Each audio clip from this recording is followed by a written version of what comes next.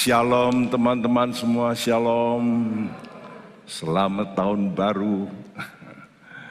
Kita harus menjadi kuat.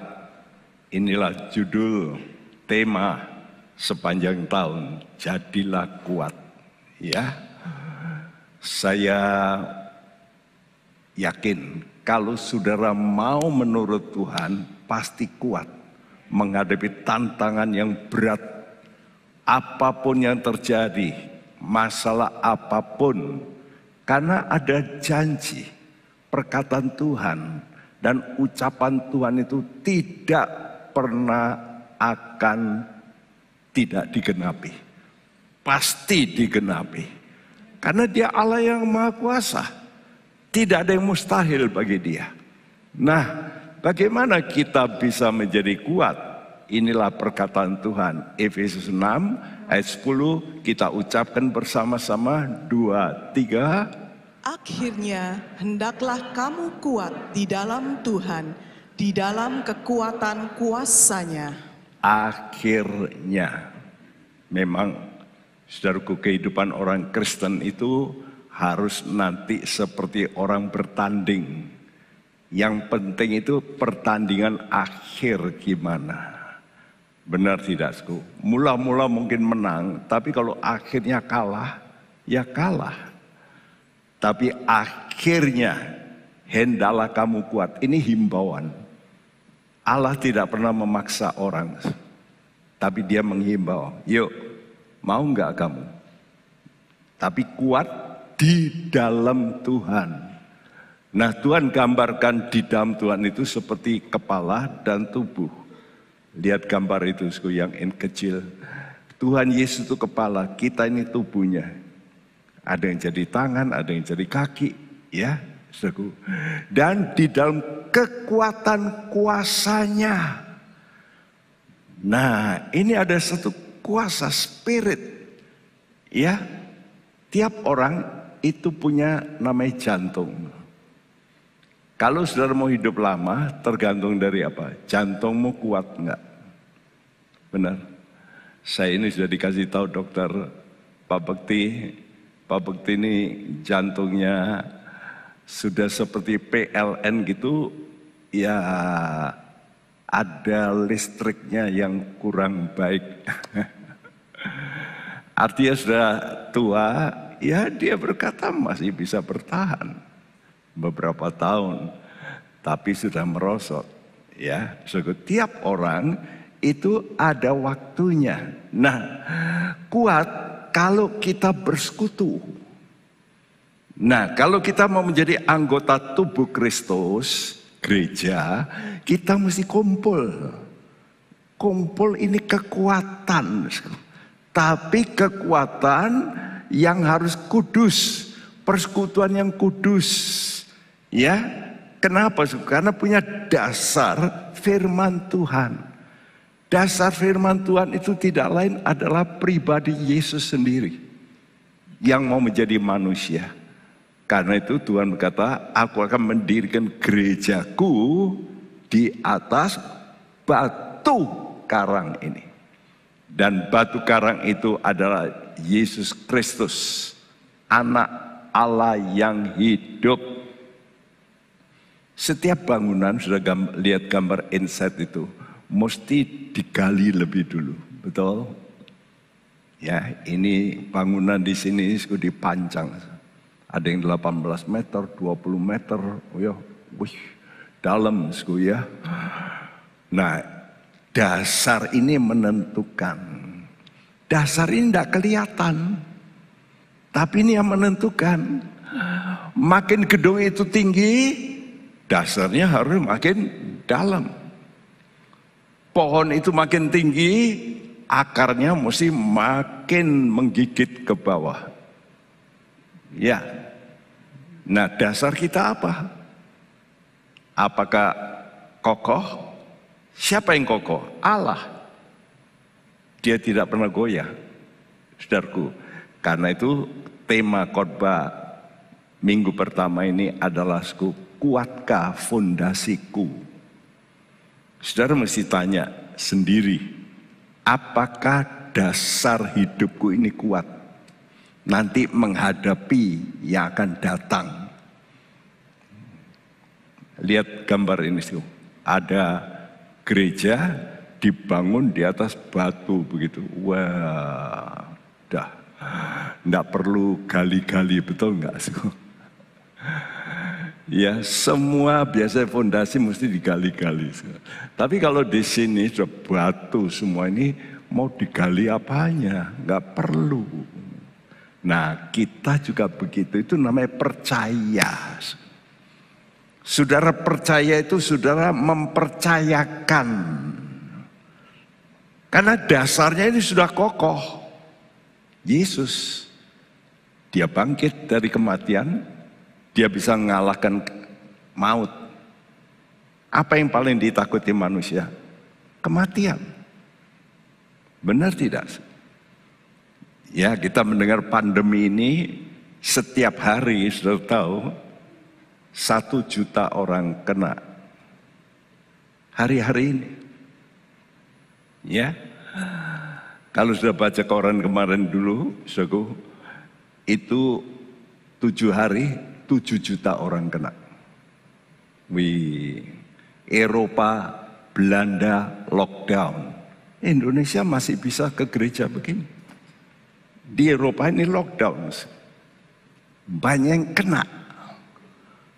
Jadi kita ini beruntung. Karena Tuhan ini cinta Indonesia. Hebat.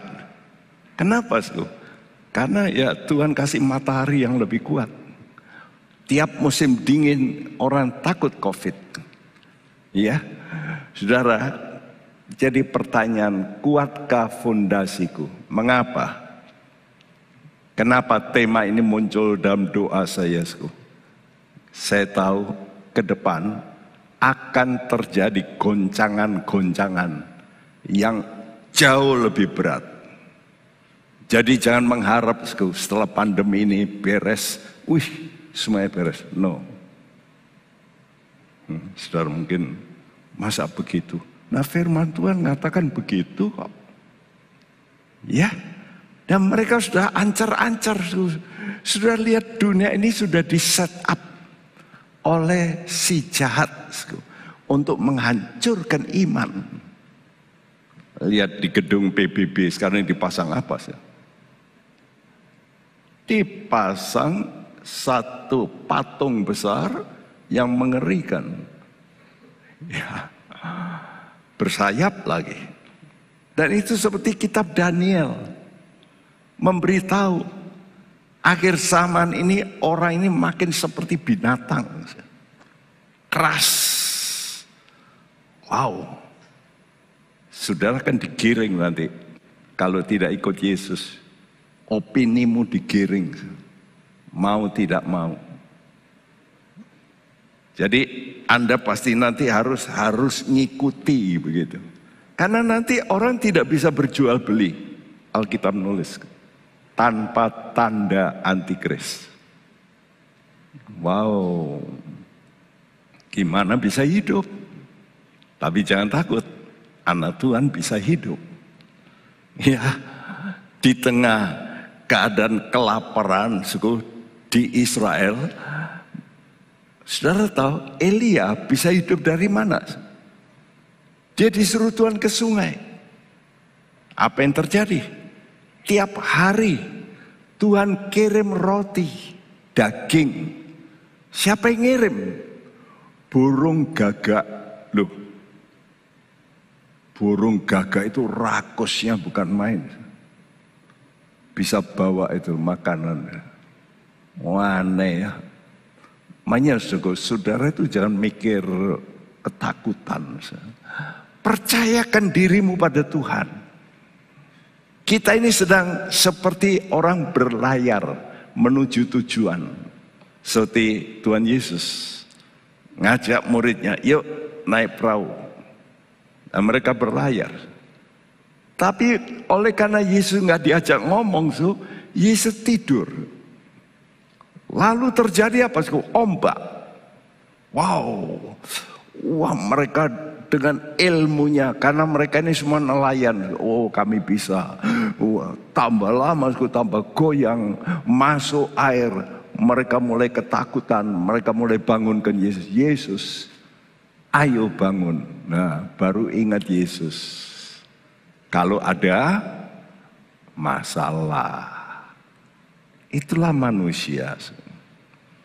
Kalau ada masalah, baru ingat jerit sama Tuhan. Siapa lagi? Dokter nggak bisa. Pertolongan manusia nggak bisa. Ya, keluarga yang kaya nggak bisa. Siapa lagi? Kalau bukan Tuhan. Murid-murid membangunkan dan Yesus bangun. Yesus berkata, diam, teduh. Langsung shh. Mereka kaget. Siapa ini? Loh, sekian lama ikut Yesus, kaget-kaget. Ini karena kurang mengenal siapa Tuhan. Dianggap seperti manusia biasa. Dia itu Allah yang jelma jadi manusia. Karena itu tujuan khotbah ini, carilah sang damai itu. Sekarang pertanyaannya, dari mana datangnya damai di hati itu? Nah, ini jawaban Tuhan. Damai itu produk hasil dari benar, kebenaran. Ya, tidak perlu dibaca. Roma 5 ayat 1 mengatakan, kita yang percaya Yesus itu lebih dulu dibenarkan. Jadi dosa kita mesti dihapus dulu. Baru posisimu benar. Kalau kamu benar, mulai timbul damai. Nah, itu fakta.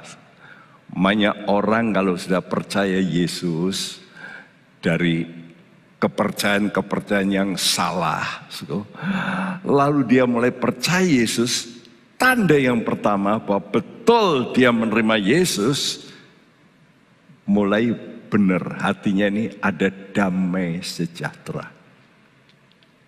Dan Yesaya 32 ayat 17 mengatakan ini.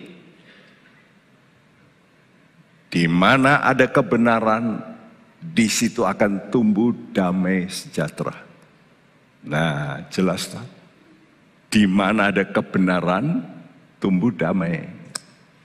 Karena itu kalau suami istri nggak benar hidupnya, suami yang nggak benar atau istri yang nggak benar, atau dua-duanya nggak benar, ya lihat aja.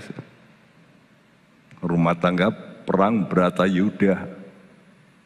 Kenapa sih nggak benar? Anak dengan orang tua nggak benar, ya, makanya kita masih belajar benar ini. Dan benar ini seringkali harus bayar harga. Ya, bayar harga artinya kadang-kadang kita itu rugi kalau benar. Ya. Kadang-kadang kita sebagai pedagang saja mencuri-curi. Ya, timbangan, dikasih bandul. Karena itu lihat kalau ke pasar, saya melihat timbangan ini begini enggak. Ya, kalau dulu itu ya, sekarang nggak ada timbangan gini-gini. Pakai komputer semua. Tapi kalau dulu begini, orang supaya dikelabui, mesti dikasih bobot lebih dulu. Jadi memang orang lihat bobot ya gini. Nah, sebetulnya kalau diangkat bobot itu, dia enggak begini. Ya dikasih apalah sedikit. Ya. Ya, saya juga diajari engku saya gini loh. Kalau kamu lihat beli kain itu orang kan 1 meter, ini dia tangannya ini sudah ngambil sedikit. Tapi kalau berpuluh-puluh meter, berapa itu? Kita mesti belajar untuk benar. Ya, coba kalau sudah bangun satu bangunan tinggi, lalu sudah panggil insinyur itu nggak benar. Ini terjadi gempa bumi di Taiwan. Kenapa kadang-kadang gedung tinggi ini bisa roboh gini? Ternyata lalu diselidiki pemborongnya. Saudara tahu, dari ini untuk bahan dasarnya di bawah itu kaleng-kaleng rosokan. Berani ini. Ya pokoknya cuan banyak. Itulah manusia. Kalau sudah roboh, ditangkap. Banyak yang mati. Bangunan fisik, coba saya lihat ini bangunan. Mesti dibikin dasar yang kokoh, fondasi yang kuat. Begitu juga hidupmu. Kamu punya fondasi yang kuat tidak? Di mana letak fondasimu? Roh, spirit. Manusia itu punya 3. Roh, jiwa, tubuh. Pohon itu hidup. Tapi dia tidak punya jiwa. Jiwa mesti ada darahnya. Pohon itu hidup. Dia punya sel. Tapi dia tidak punya darah. Binatang punya darah. Tapi binatang tidak punya roh. Nah ini beda lagi dengan manusia. Kalau roh itu bisa memikirkan jauh. Ya, jadi bisa mengangan-angankan. Nah, binatang bisa angan-angan. Nggak bisa. Burung emprit, sarangnya begitu, 1000 tahun yang lalu gimana? Sama. Iya tak? Binatang-binatang semua itu rutin, sama diulangi. Kenapa? Tidak punya spirit roh. Orang ini punya spirit. Nah spirit inilah yang harus kuat.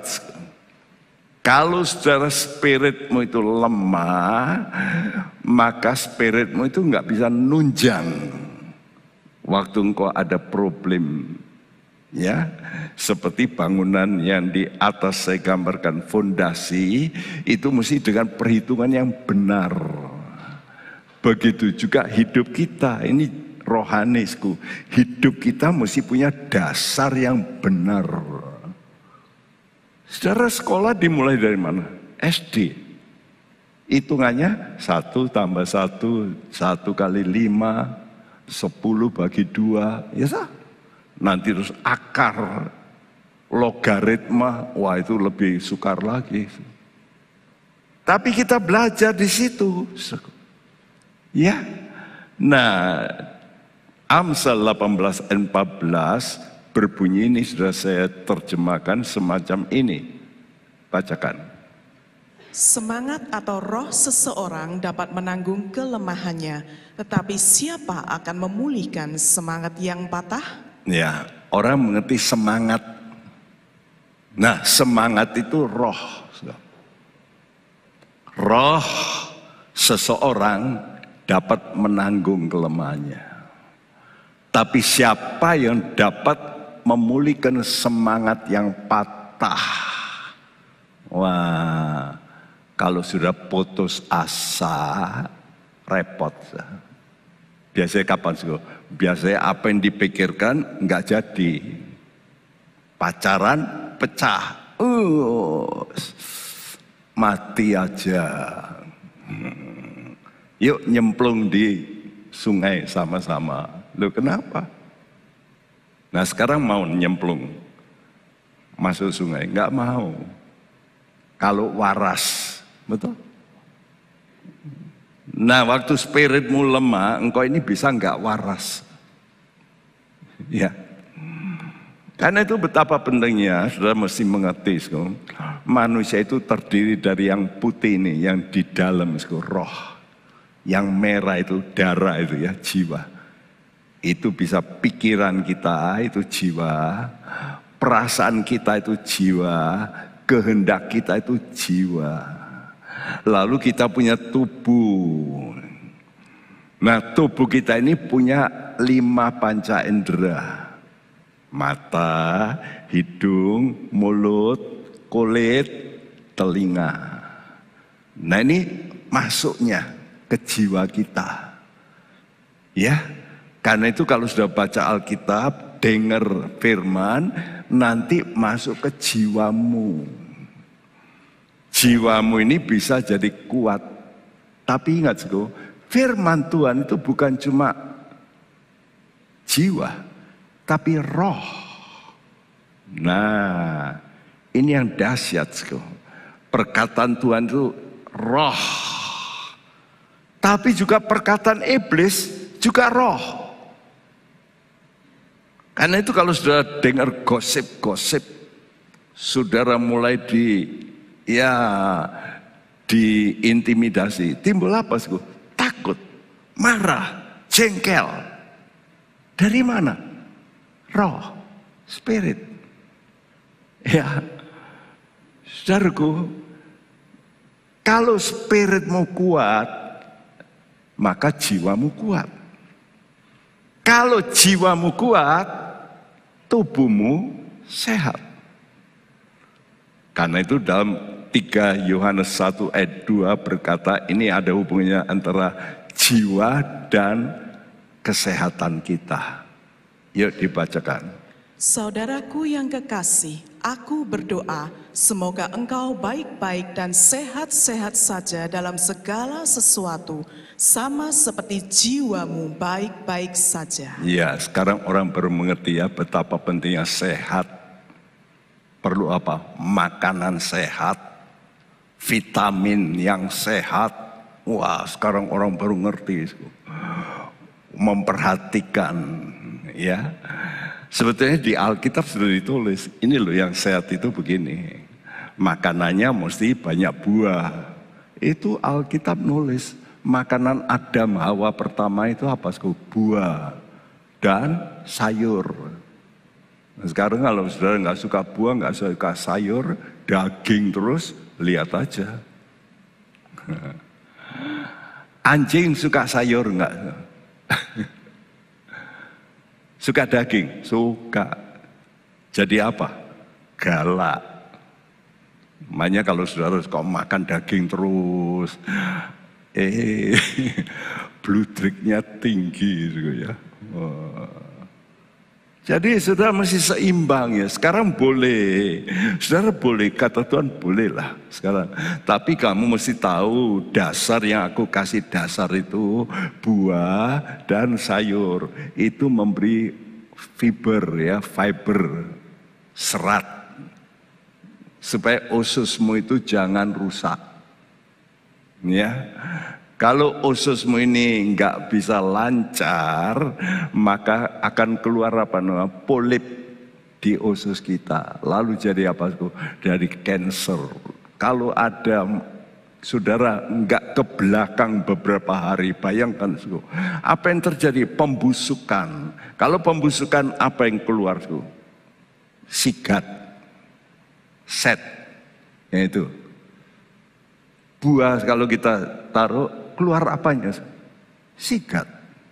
Loh, dari mana?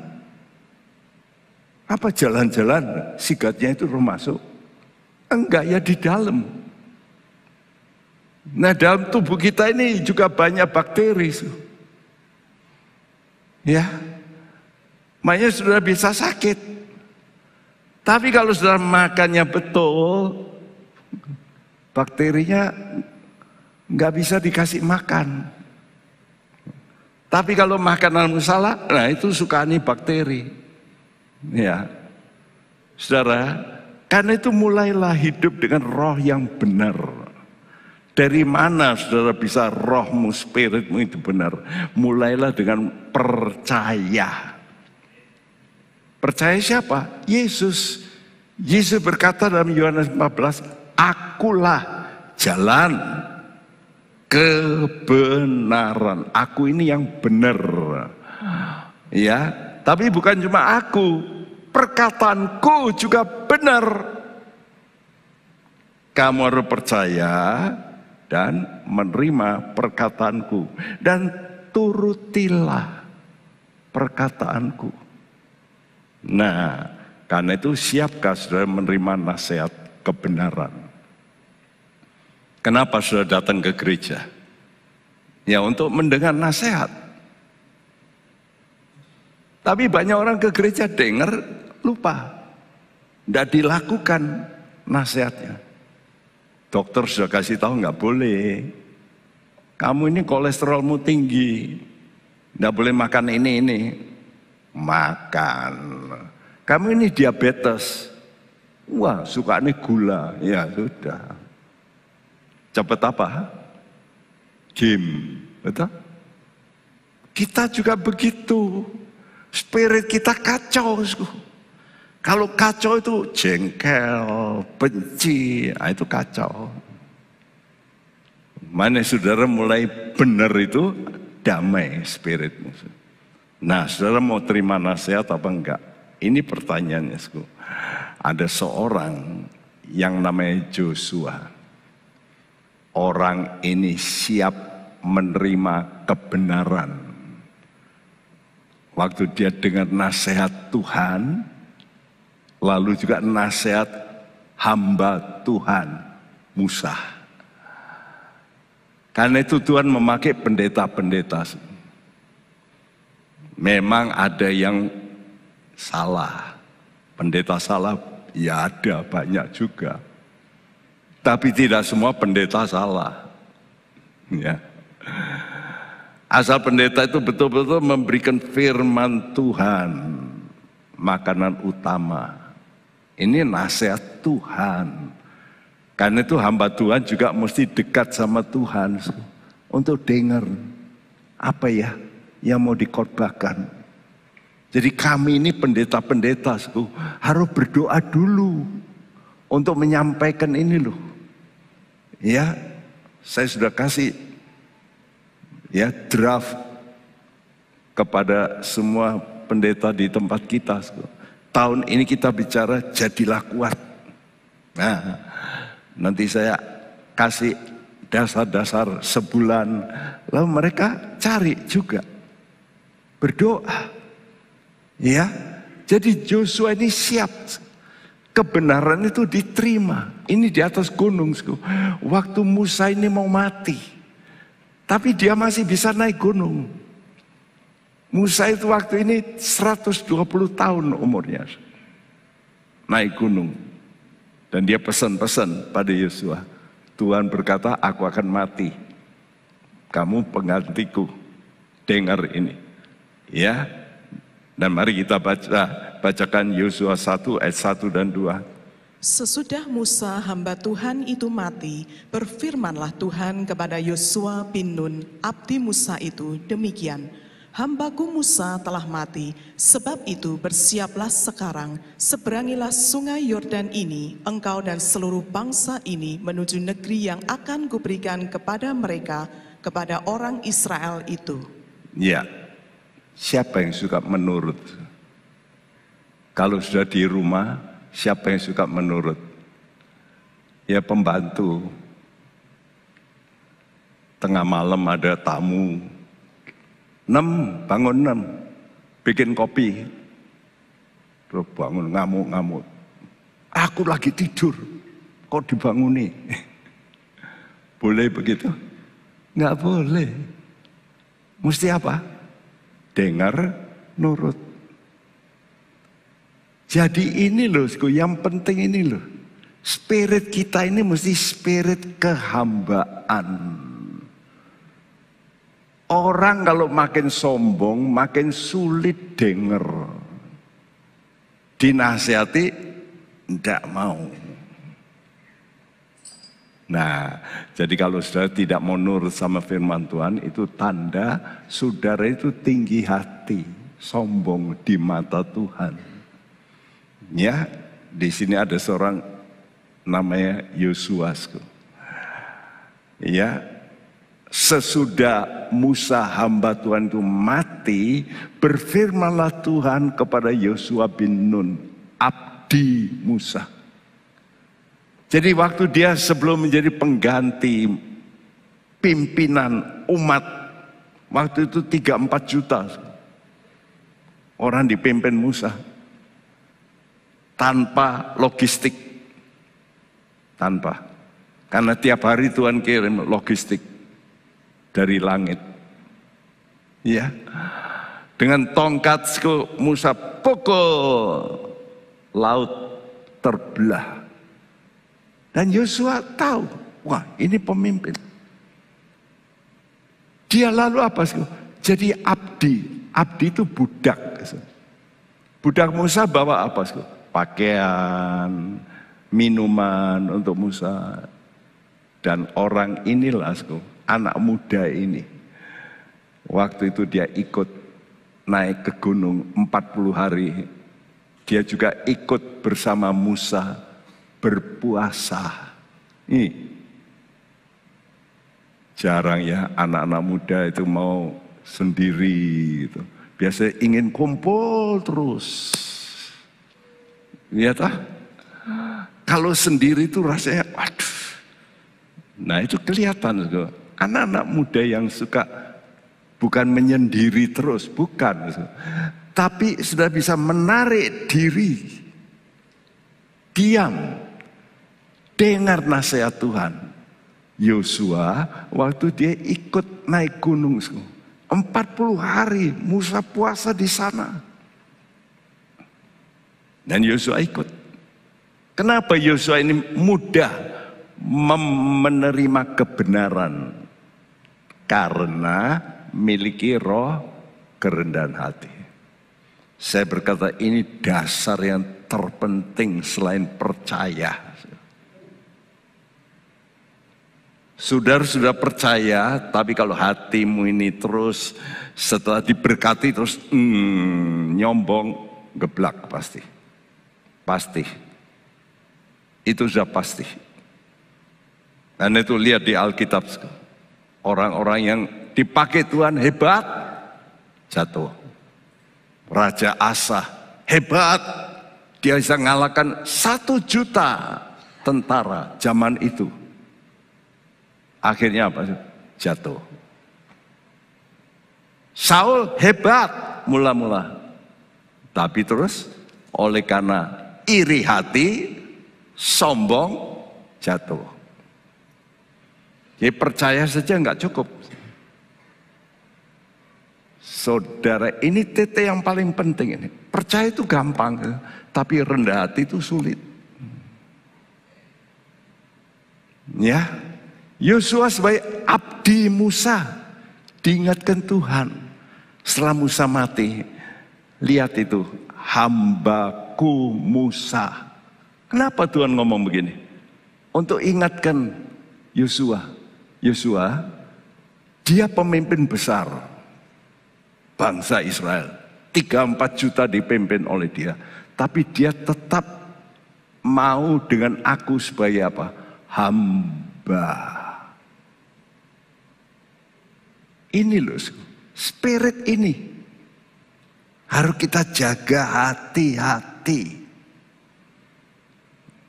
Ya, jadi Tuhan pesan ini supaya Yosua itu juga mesti menjaga hati seperti pemimpinnya dulu. Pemimpinnya dulu tetap menghambakan diri pada Tuhan.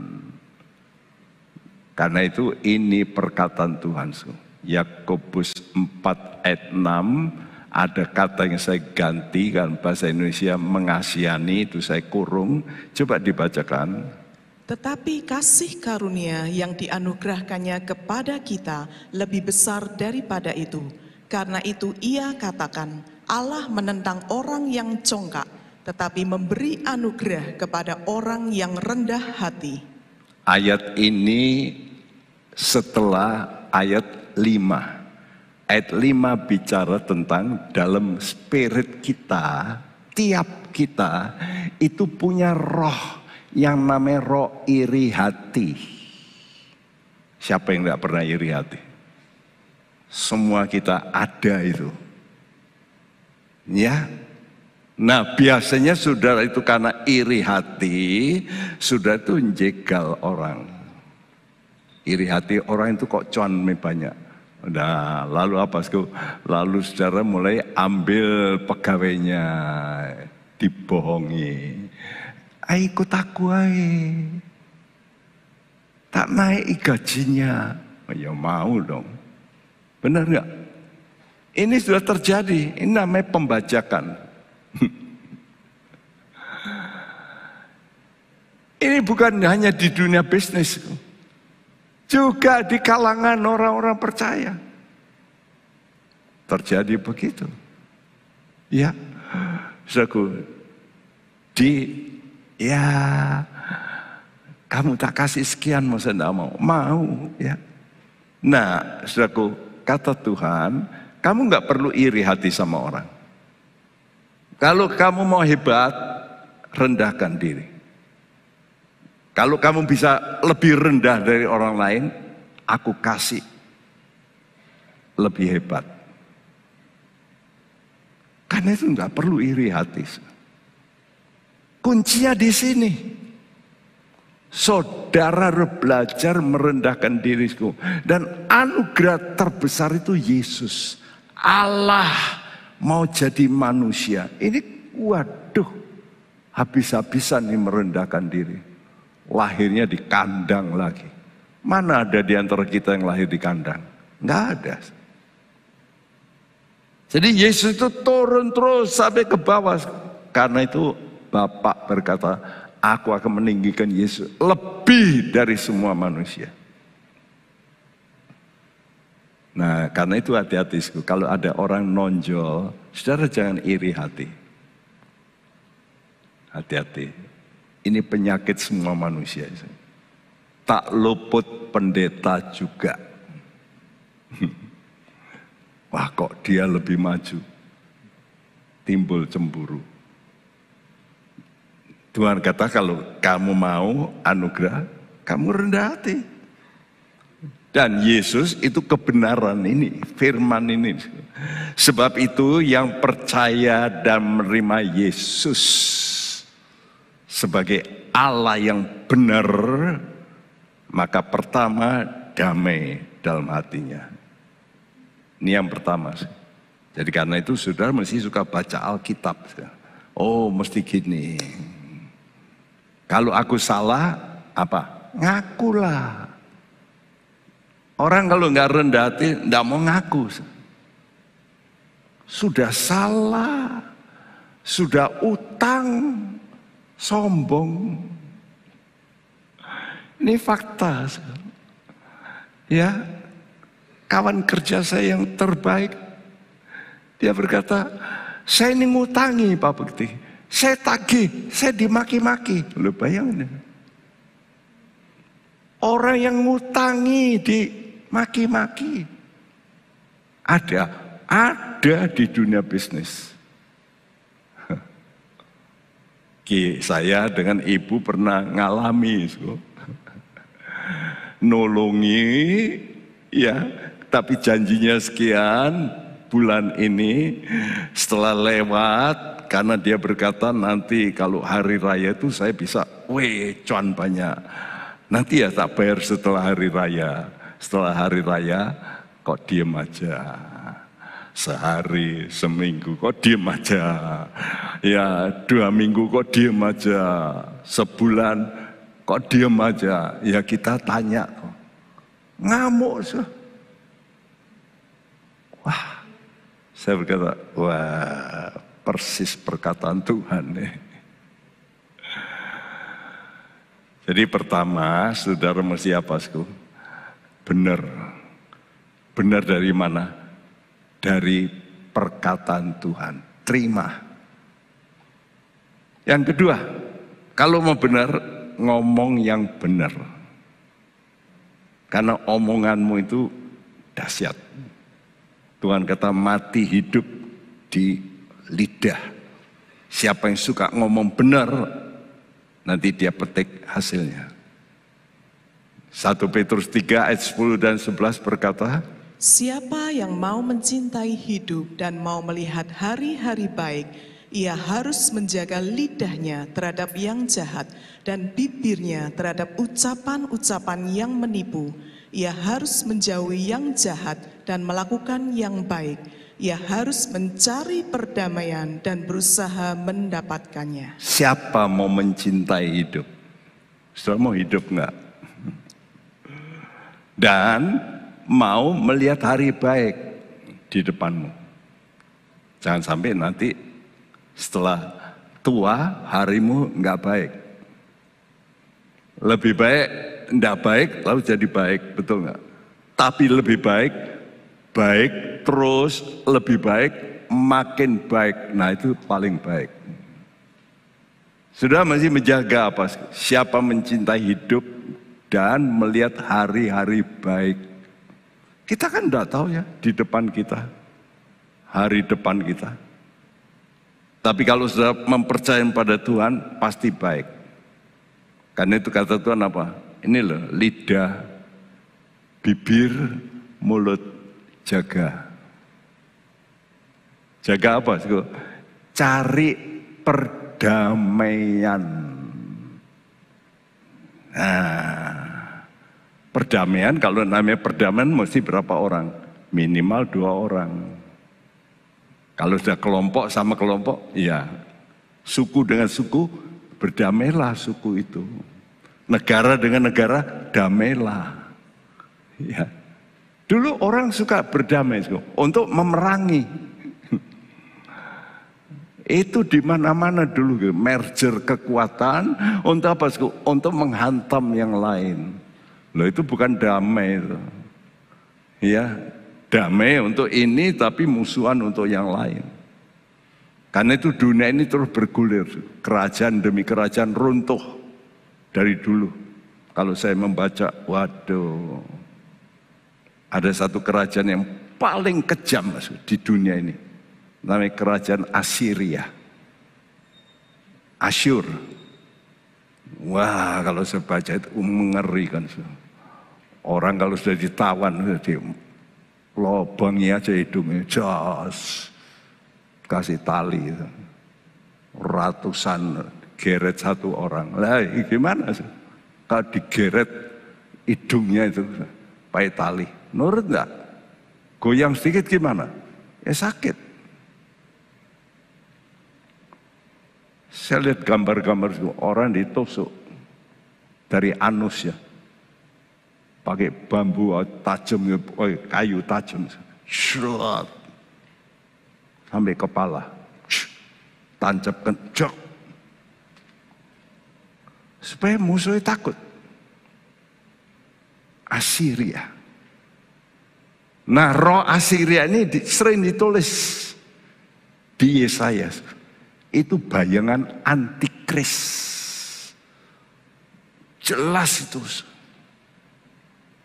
Makanya kalau saya mikir itu, saya ini mulai rasa Tuhan, tolonglah anak-anakmu.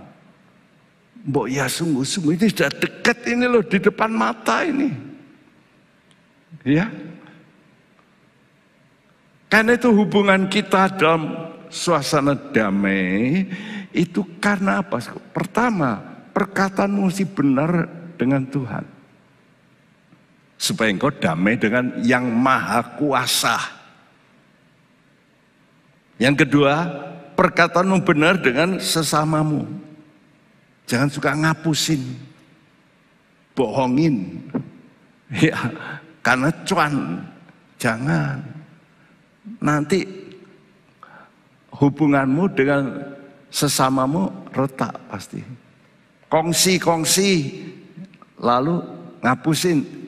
Pecah, pasti.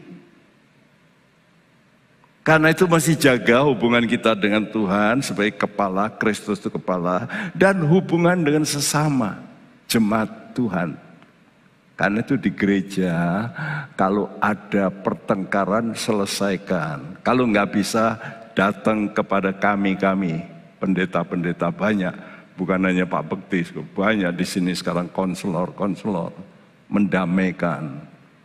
Suami istri bertengkar, yuk datang daripada ke pengadilan, datang lebih dulu. minta nasihat supaya temukan titik temu. Ya. Nah, akibat suasana damai itu ada apa? Sukacita. Dan kata Tuhan, sukacita itu apa? Kekuatan.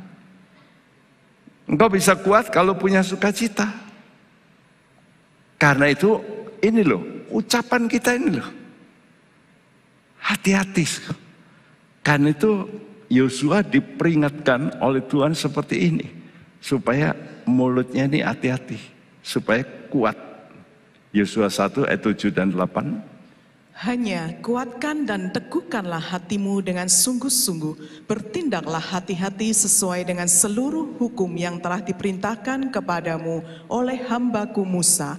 Janganlah menyimpang ke kanan atau ke kiri supaya engkau beruntung kemanapun engkau pergi. Janganlah engkau lupa memperkatakan kitab Taurat ini, tetapi renungkanlah itu siang dan malam, supaya engkau bertindak hati-hati sesuai dengan segala yang tertulis di dalamnya.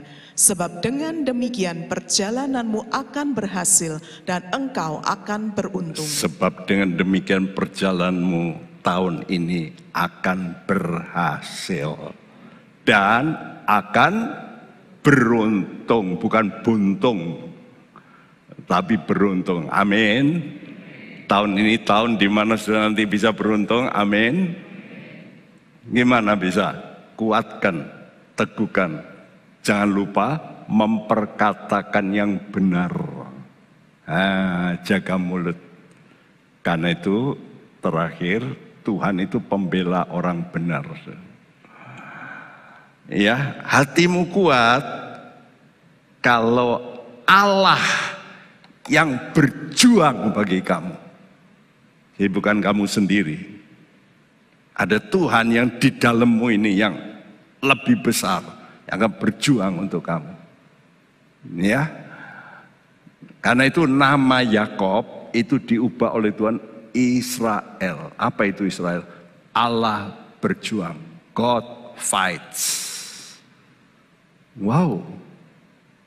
Kenapa? Allah di dalam kita. Dia yang memperjuangkan masalah-masalah. Ya. Karena itu hatimu nanti kuat. Seperti Yakob menghadapi kakaknya yang mau membunuh. Dia bisa berhadapan dan akhirnya menang.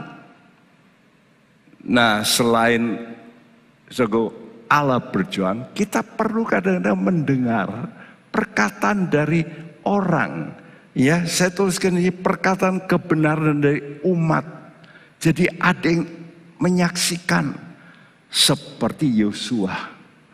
Yosua dia, waduh, aku bisa nggak mimpin. Ini kok pemimpin besar melimpahkan pada saya. Ya, budak Musa bukan pada pemimpin-pemimpin suku yang sudah pernah memimpin begitu banyak. Yosua ini bukan pemimpin suku, tidak. Ya, karena itu mereka ngomong sama Yosua, karena sudah ditetapkan Musa, kamu jadi pengganti. Lalu dia ngomong sama seluruh Israel, Musa berkata, penggantiku Musa, ini Yosua. Lalu mati Musa. Lalu apa? Ini omongan dari rakyat waktu itu 3-4 juta ngomong sama Yosua seperti ini. Setiap orang yang menentang perintahmu dan tidak mendengarkan perkataanmu, apapun yang kau perintahkan kepadanya, dia akan dihukum mati. Hanya kuatkan dan teguhkanlah hatimu. Wow. Ini rakyat yang melihat kesetiaan Yosua. Sekarang mereka yang ngomong. Kuatkan hatimu. Kamu dipilih oleh Tuhan. Jangan takut. Dan setiap orang yang menentang perintahmu, nanti biar mati. Kenapa mereka bisa ngomong begitu? Karena mereka ini generasi baru. Waktu keluar dari Mesir, itu 603.000 sekian. Itu semua sudah mati. Sekarang muncul generasi baru. Kenapa yang generasi lama ini mati? Karena tidak mau nurut sama Musa. Nah, yang baru ini lihat, nggak nurut sama Musa berarti nggak nurut sama Tuhan. Dan aku lihat papaku mati, mamaku mati, engkongku mati, ya, omku mati. Wah, sekarang Tuhan sudah milih Yosua. Yuk kita mesti tunduk. Karena itu umat Tuhan generasi baru ini yang masuk Kanaan sadar tuh. Generasi yang lalu itu menentang Musa ternyata mati. Sekarang baru ngeh mereka, iya ya.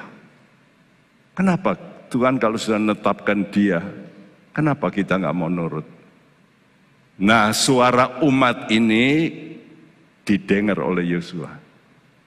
Wah, hatinya jadi apa? Kuat, ya toh, Allah pembelaku. Bukan rakyat ini, Allah pembelaku.